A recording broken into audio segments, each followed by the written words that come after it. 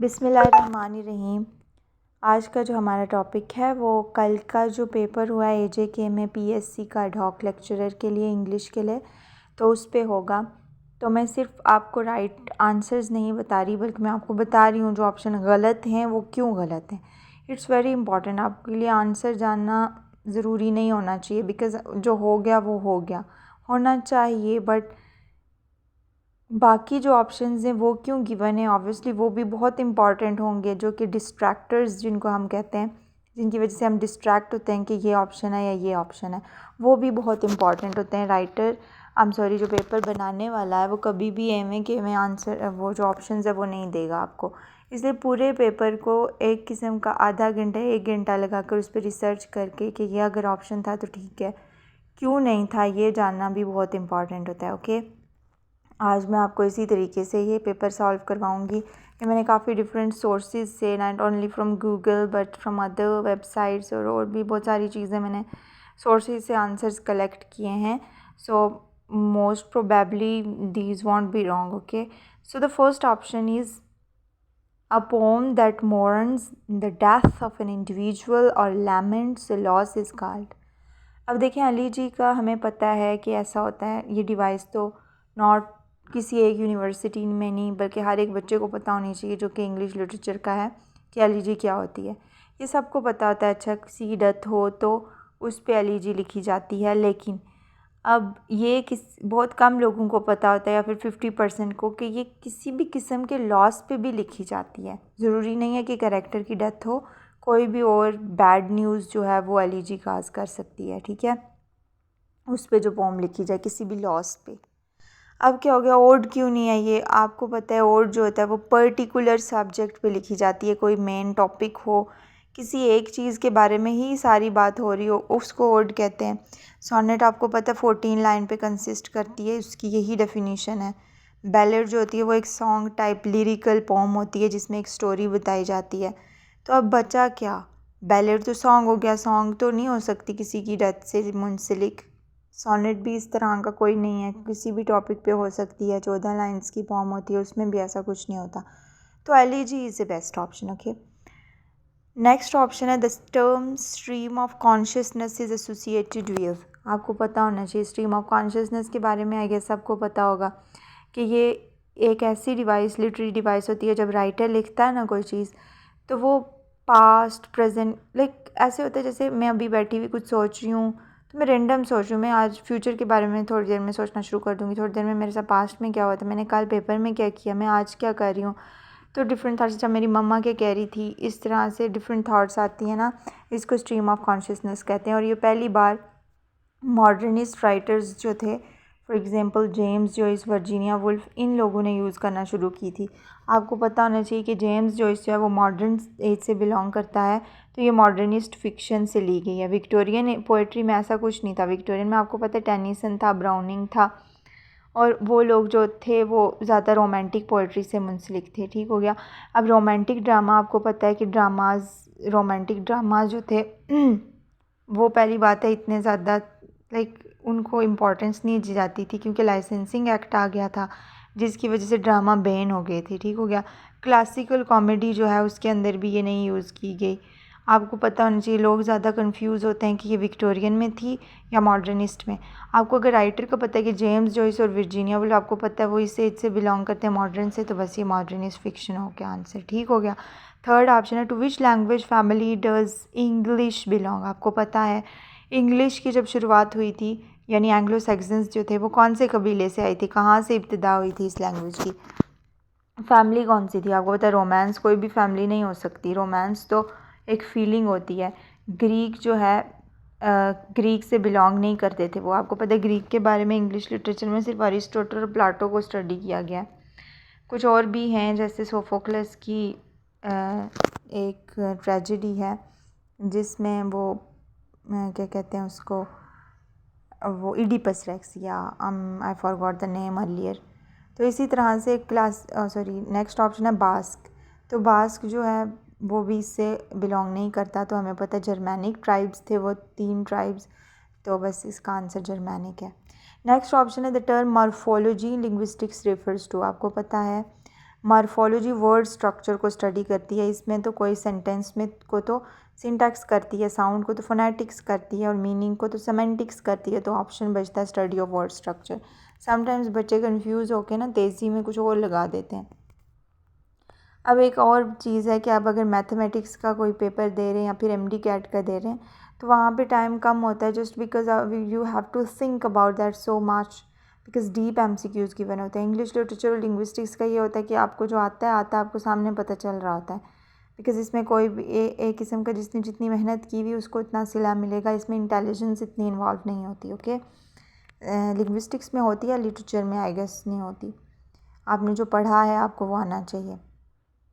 तो इसी वजह से बस आपने थोड़ा सा फोकस करके एमसीक्यूज़ को पढ़ने की देर होती है, और आपको अगर आंसर आता है तो ठीक हो जाएगा, नहीं आता तो फिर कैसे होगा, तुक्का लगे वो अलग बात है। नेक्स्ट ऑथर पूछा गया। देखिए मेनली जो है वो ऑथर्स पूछे गए हैं, ओके, और या फिर प्रोटैगनिस्ट पूछे गए, आप आगे भी देखेंगे।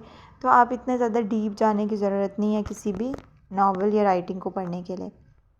थिंग्स फॉल अपार्ट बहुत इंपॉर्टेंट नावल है, इसकी ऑथर पूछी गई है तो वोल सोइंका, ये तो मैंने नाम ही नहीं सुना था। नगुगी वा थ्योंग, इसने तो वो सी टाइप कुछ लिखा था, मैंने इसका याद किया था, ये तो मुझे पता था। थिंग्स फॉल अपार्ट का नहीं है। जोसेफ कॉनराड ने तो क्या कहते हैं उसको यार, नारगासी टाइप नावल लिखे हुए हैं इसने। बिलवर्ड वो तो टोनी मॉरिसन ने लिखा हुआ है ना, इसने आई थिंक पैराडाइज लिखा हुआ है, हाँ, तो ये भी नहीं था। तो बाकी बताया शाइनी अशीबी, तो इसी ने लिखा था, ये मैंने याद किया हुआ था। आप लोगों को बस मैं इतना एडवाइस करूँगी कि इसमें कोई क्लू करने की ज़रूरत नहीं, आपने बस राइटर्स जो फेमस हैं, फेमस बुक हैं, उसके नेम याद रखने हैं। नेक्स्ट है विक्टोरियन एज कब स्टार्ट होती है, तो 1485 से 1603 तक तो नहीं होती, इतना हमें पता है। विक्टोरिया क्वीन जो थी 1837 पे गद्दी पे बैठी थी, तो जहाँ से इसका इब्तिदा होती है, और 1901 तक जब मॉडर्न एज स्टार्ट होती है, ये भी इजी था। Central character pride and prejudice का हीरोइन है एलिजाबेथ बेनेट, जिसकी बाद में डार्सी से शादी होती है, उसी की गिर्द स्टोरी घूमती है। जेन आयर तो हो ही नहीं सकती, क्योंकि एक नावलिस्ट की, ये खुद नावलिस्ट भी थी और इन्होंने नावल भी अपने नाम पे ही लिखा हुआ है। एम्मा वुडहाउस तो एम्मा नावल से ली गई है। कैथरीन अर्नशा, ये तो अननाउन सा नेम है, अनफेमिलियर सा, तो एलिजाबेथ बेनेट ही बचती है। आपको तो ये ज़रूर एडवाइस करूँगी, तो ज़रूर पढ़ना चाहिए, मास्टर पीस है प्राइड एंड प्रेजुडिस, किसका, जॉर्ज इलियट का। ठीक हो गया। नाउ फर्डिनांड डिसासर की इन्फॉर्मेशन आपको पता होनी चाहिए कि उसने कॉन्सेप्ट दिया था साइन का। तो साइन किस पे कंसिस्ट करता है, साइन की फर्दर 2 टाइप्स हैं, सिग्निफायर। सिंटेक्स सेमेंटिक्स तो हो ही नहीं सकती इसकी टाइप्स। साइन तो खुद एक लेटर हो सकता है, सिंबल हो सकता है, वर्ड हो सकता है। सिंटेक्स तो सेंटेंस होता है। मॉर्फीम आपको पता है वर्ड से भी छोटी यूनिट होती है, ये भी नहीं हो सकता। डेनोटेशन, कॉन्नोटेशन तो मीनिंग की जो है वो सब टाइप्स हैं, तो साइन और सिग्निफायर ही होगा, सिग्निफायर और signified. Okay, who wrote the Wasteland, it's very important. Wasteland को डीपली भी स्टडी करें, I will highly recommend. While I didn't study it, क्योंकि मेरे पास बिल्कुल भी टाइम नहीं था, तो मैंने थोड़ा बहुत ही देखा था। उसके बाद ये बहुत इंपॉर्टेंट है, आपको अगर स्ट्रक्चरलिज्म डिकॉन्स्ट्रक्शन को आपने अलग अलग पढ़ना है, ताकि आपको क्लियर हो डेरिडा कौन था और फर्डिनांड डिसॉसर कौन था। आई वॉज ऑल्सो कन्फ्यूज कि फर्डिनांड डिसॉसर आंसर है या फिर डेरिडा, लेकिन फिर मुझे याद आया, एक बार मैंने यूट्यूब चैनल से, किसी के चैनल से, आई डोंट नो किसका चैनल था, बट मैंने इस पर लेक्चर लिया था, तभी मुझे डेरिडा जहन में आया और मैंने लगा दिया। डेरिडा ने डिकॉन्स्ट्रक्शन का कॉन्सेप्ट दिया था। फर्डिनांड डिसॉसर तो स्ट्रक्चरलिज्म से एसोसिएटेड है, इसका तो कोई काम ही नहीं है डिकॉन्स्ट्रक्शन की साइड। बाकी 2 ऑप्शंस तो हो ही नहीं सकते। 11 ऑप्शन है, 11 स्टेटमेंट है मेटाफिजिकल पोइट्री, कौन से जो पोइट से उन पे अप्लाई होती है, कौन से पोइट से कौन सी सेंचुरी के पूछा गया। विक्टोरियन हो नहीं सकते, आपको पता है कि मेटाफिजिकल जॉन डन जो है वो 17th सेंचुरी से बिलोंग करता है। ठीक हो गया। उसके बाद which is Pakistani novel written in English, ये बहुत इंपॉर्टेंट है पाकिस्तानी लिटरेचर को पढ़ना, बिकॉज वी आर पाकिस्तानी, तो मोस्टली क्वेश्चन इसी से आते हैं। पीपल आर कन्फ्यूज कि हम अफ्रीकन लिटरेचर पढ़ें, अमेरिकन पढ़ें, पाकिस्तानी पढ़ें, इंडियन पढ़ें, हम क्या पढ़ें। तो आप पाकिस्तानी ज़रूर पढ़ें और अमेरिकन के रीनाउंड पोइट्स वगैरह या राइटर्स वगैरह को देख लें। अब देखें बिल्कुल सिंपल क्वेश्चंस हैं, लेकिन डिफरेंट लिटरेचर से हैं, तो काफ़ी कंफ्यूजिंग भी है। ओके, अब देखें ये क्वेश्चन पूछा गया कि पाकिस्तानी नावल जो इंग्लिश में लिखा गया है, वैसे मोस्टली जो पाकिस्तानी जो हम इंग्लिश लिटरेचर में पढ़ते हैं वो इंग्लिश में ही लिखे जाते हैं।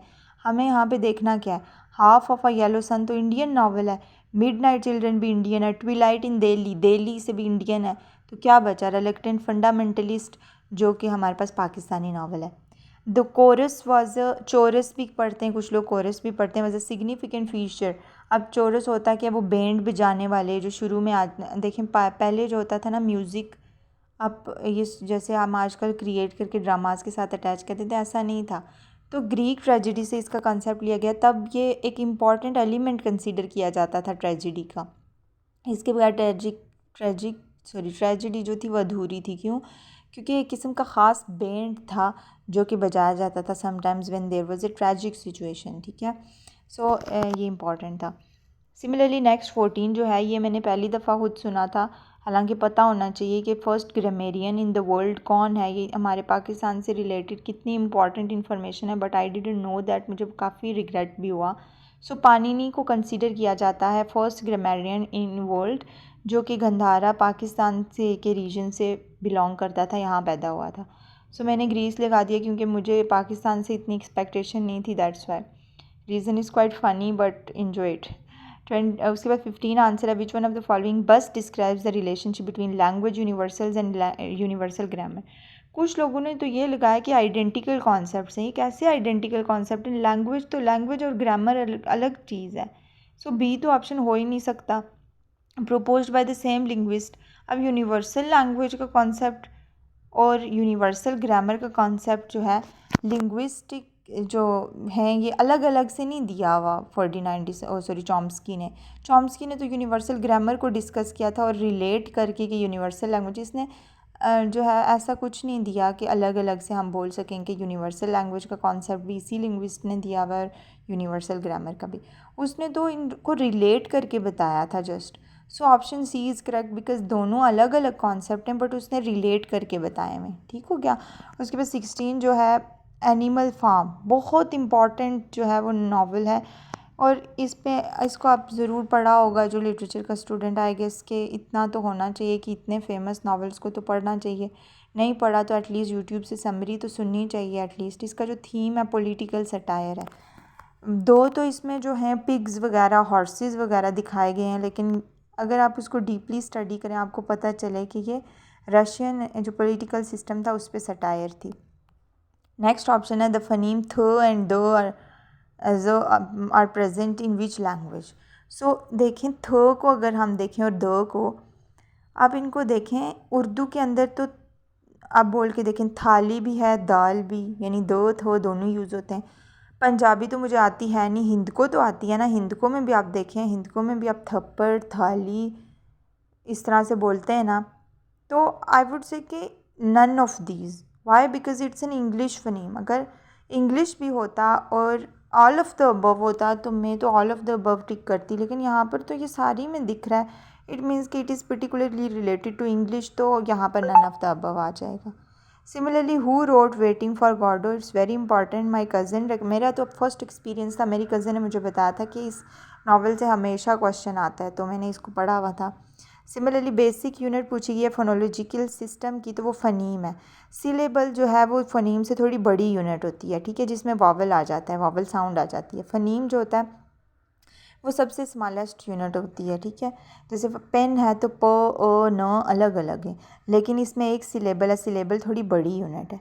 उसके बाद ये मुझे नहीं आता था 20 वाला, हार्लम रेनेसां इज़ लिंक्ड टू, तो बिकॉज पोस्ट कॉलोनियल को मैंने इतना ज़्यादा डीपली भी नहीं स्टडी किया हुआ था, तो मैंने ये लगा दिया, हालांकि इसका आंसर अफ्रीकन अमेरिकन लिटरेचर है। सिमिलरली 21 को अगर हम देखें तो पैसिव वाइज आपको पता है, not all the time, oh sorry, I am literally very sorry, ये मैंने मिस्टेकनली गलत ऑप्शन टिक किया हुआ है। ए इसका आंसर नहीं है बल्कि डी इसका आंसर है। I don't know what I was thinking at that time when I was ticking it, okay. तो डी इसका ऑप्शन है। आपको पता है वो रिसीवर बन जाता है जब पैसिव की बात करें। थ्योरी ऑफ यूनिवर्सल ग्रामर, ये तो आपको पता है, नॉम चॉम्स्की ने दी हुई है। Which one of the following is an infinitive, आपको पता है इन्फिनेटिव जो है उसमें टू और वर्ब की फर्स्ट फॉर्म यूज़ होती है, तो ये इन्फिनेटिव टू गो है, क्योंकि गोइंग हो नहीं सकता, वेंट भी नहीं, गोज़ भी नहीं। Thank you so much. ये मैंने आज को आपके साथ 23 MCQs शेयर किए हैं। नेक्स्ट वीडियो में मैं आपके साथ नेक्स्ट MCQs शेयर करूँगी। Thank you so much.